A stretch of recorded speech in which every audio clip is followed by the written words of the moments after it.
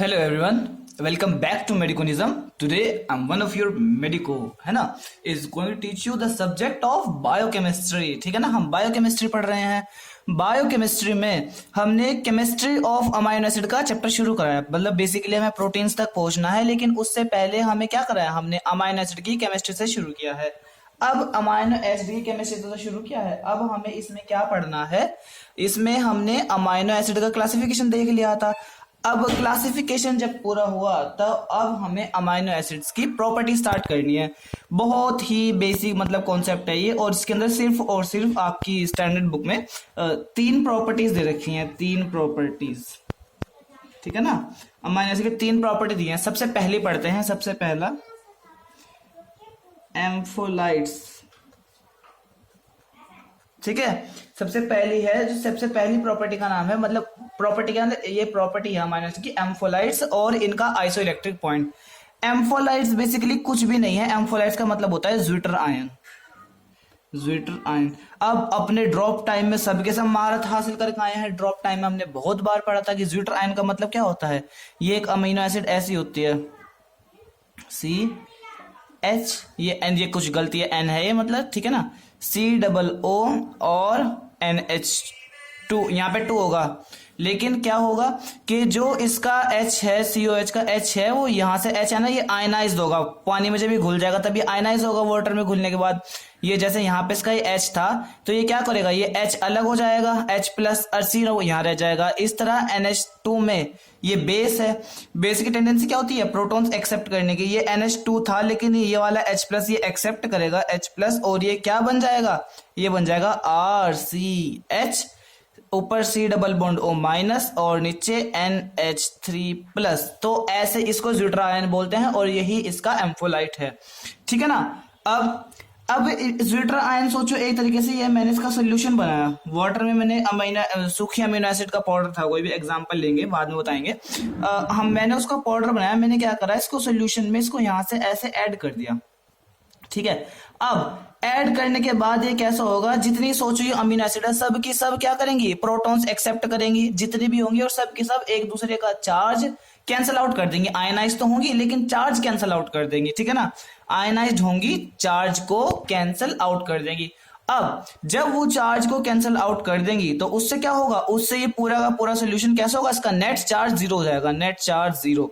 तो एक ऐसा सोल्यूशन की पीएच, उस पीएच पे, जिस पीएच पे सोल्यूशन का नेट चार्ज 0 हो, उसको हम क्या बोलते हैं, उसको हम बोलते हैं आइसो इलेक्ट्रिक पीएच।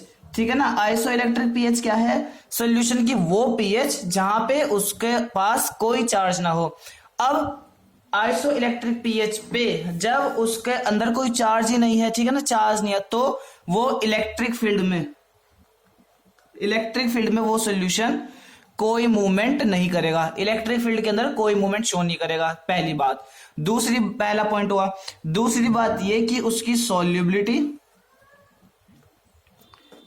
और बफरिंग, BF लिख रहा हूं मैं, बफरिंग कैपेसिटी कैसी होगी, बहुत मिनिमम होगी। ठीक है ना, बफरिंग जब सारे के सारे आयन एक तरीके कैंसिल चार्ज कर रहे हैं अपना, बफरिंग कैपेसिटी का फॉर्मूला इक्विलिब्रियम में पढ़ा होगा ना ड्रॉप टाइम में, बफरिंग कैपेसिटी क्या होती है। ठीक है, तो बफरिंग कैपेसिटी मतलब एक सॉल्यूशन की ऐसी टेंडेंसी कि उसके अंदर थोड़ा सा पीएच में अल्टरेशन करने से उसकी पीएच ना चेंज हो, है ना, एक ऐसे सॉल्यूशन में ऐसा कुछ केमिकल डालने से कि उसके अंदर वो डाले और उसकी पीएच में अल्टरेशन ना आए।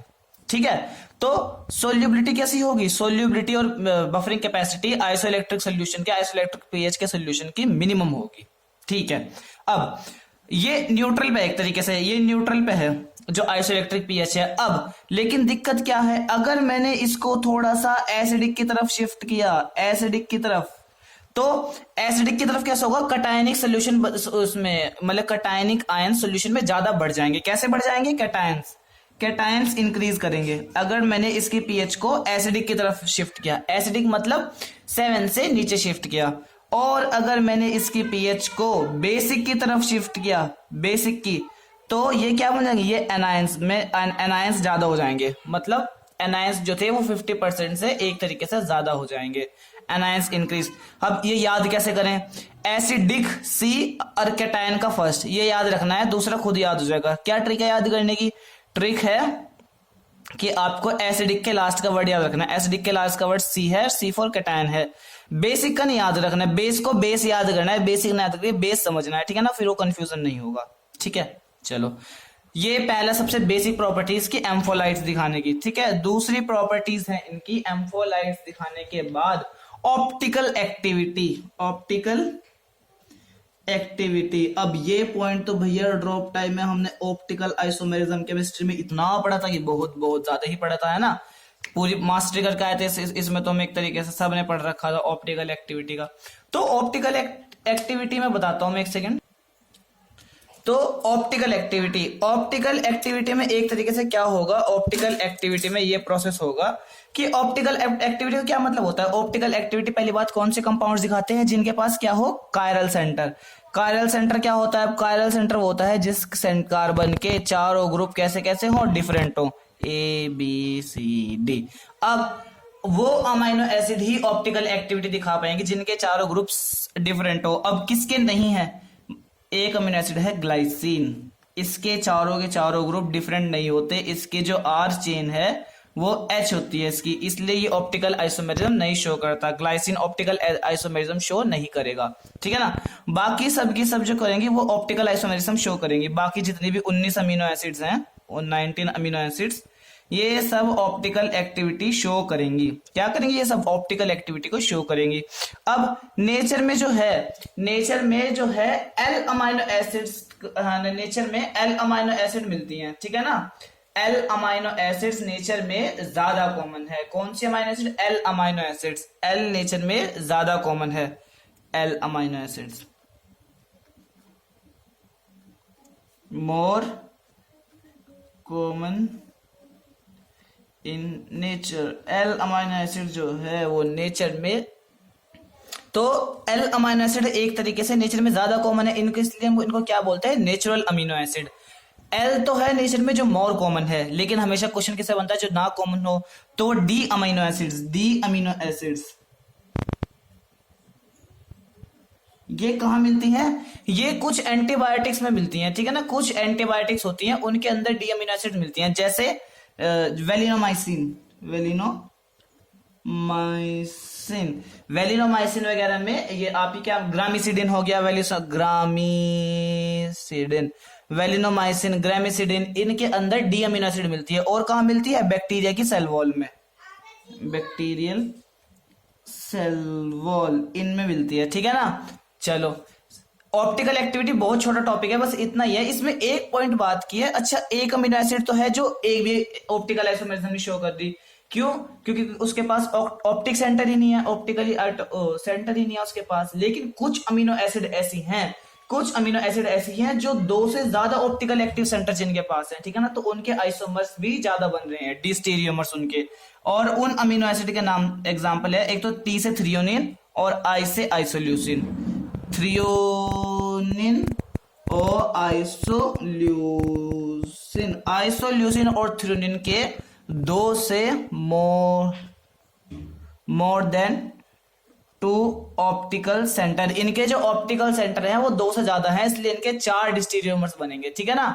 चलिए अमीनो एसिड्स की 2 प्रॉपर्टी खत्म, चलते हैं लास्ट प्रॉपर्टी की तरफ। और लास्ट प्रॉपर्टी है इनकी सोरेनसन्स फॉर्मल टाइट्रेशन की टेक्निक हम सब पढ़ के आ रखे हैं, कहां पे, 12th क्लास में, केमिस्ट्री में, एक्सपेरिमेंट्स में, ठीक है। तो अब ये देखते हैं इसमें बेसिकली क्या पॉइंट दिखा रखा है कि जो अमाइनो एसिड होती है ना, अमाइनो एसिड वो एग्जैक्टली फिल्ड वो नहीं होती हैं, एग्जैक्टली टाइट्रेटेड नहीं हो पाती है, ठीक है ना। अमाइनो एसिड एग्जैक्टली टाइट्रेटेड नहीं हो पाती हैं। अब एग्जैक्टली टाइट्रेशन का मतलब क्या है, सॉरी प्रोनाउंसिएशन की वजह से ना, एग्जैक्टली टाइट्रेशन का मतलब क्या है कि जैसे मेरे पास एक, मैंने ये सोल्यूशन लिया, ये बनाया हमने बीकर महोदय, और मैंने इसके अंदर सोल्यूशन लिया, ठीक है ना। सोल्यूशन में मैंने क्या करा कि मैंने इसके अंदर सोल्यूशन लिया, किसका लिया, अमाइनो एसिड का सोल्यूशन बनाया मैंने इसके अंदर। सॉल्यूशन की मैंने नॉर्मेलिटी ले ली 1n, ठीक है ना, 1n करके मैंने इसका सॉल्यूशन बनाया। अब मुझे जैसे सॉल्यूशन सोचो मैंने एक तरीके से बनाया, ठीक है ना, तो मैंने सॉल्यूशन किसका बनाया, सोचो मैंने बेसिक सबसे सिंपलेस्ट अमीनो एसिड ली ग्लाइसिन। ग्लाइसिन का मैंने इसके अंदर सॉल्यूशन बनाया, 1n नॉर्मेलिटी का बनाया। अब मुझे इसे टाइट्रेट करना है, बड़ी डिफिकल्ट टर्म है, टाइट्रेट करना है मुझे इसे 1n बेस के साथ, एल्कली वाटर सोल्यूबल बेस को एल्कली बोलते हैं ना, NaOH के सॉल्यूशन के साथ मुझे इसको टाइट्रेट करना है, ठीक है ना, यहाँ पे टाइट्रेट। अब टाइट्रेशन करने के लिए जो होगा वो 1n से थोड़ा सा कम लगेगा। अब ऐसा क्यों है, क्योंकि ये अमीनो एसिड का स्ट्रक्चर है HCOOH और NH2, ये इसका स्ट्रक्चर है। लेकिन इसका क्या होगा, ये जो एक H होगा ना, ये कुछ partially amino acid in H को एज्यूम कर लेंगे, वो कर लेंगे तरीके से अपने पास एक्सेप्ट कर लेंगे इनके प्रोटॉन्स को। तो उससे क्या होगा कि हमारा जो होगा ये NOH, ये जितना यूज होना था 1n के लिए 1n यूज होना था, तो उससे कुछ कम यूज होगा। अब इस प्रॉब्लम को रोकने के लिए कि ये इस कुछ अमीनो एसिड के जो ज्विटर आयन है वो मास्क ना हो जाए, मतलब एक तरीके से अपने ही प्रोटॉन्स के साथ एक्सेप्टेंस ना कर ले, उसके लिए हम क्या करेंगे, उसके लिए हम इसमें फॉर्मल्डिहाइड डाल लेंगे। क्या डालेंगे, फॉर्मल्डिहाइड क्या करेगा, जो इसका अमीनो ग्रुप होगा, ये जो अमीनो ग्रुप है ना, ये इसका अमीनो ग्रुप है, वो इसकी साइड को मास्क कर देगा, ठीक है, क्या मास्क कर देगा और एक तरीके छुपा देगा और डाइमिथाइल डेरिवेटिव बना देगा वहां पे, है ना, मिथाइलॉल डेरिवेटिव बना के वो इसकी पोजीशन को मास्क कर देगा, ठीक है ना, मास्क कर देगा। अब क्या होगा, अब जितने भी COH थे सब के सब इससे ही एक तरीके से टाइट्रेट होंगे और पूरा का पूरा टाइट्रेट हो जाएगा। और यही था टाइट्रेशन सोरेनसर के फॉर्म उसका, कि पूरा का पूरा जो होता है वो टाइट्रेशन में नहीं यूज हो पाता, थोड़ा कम होता है।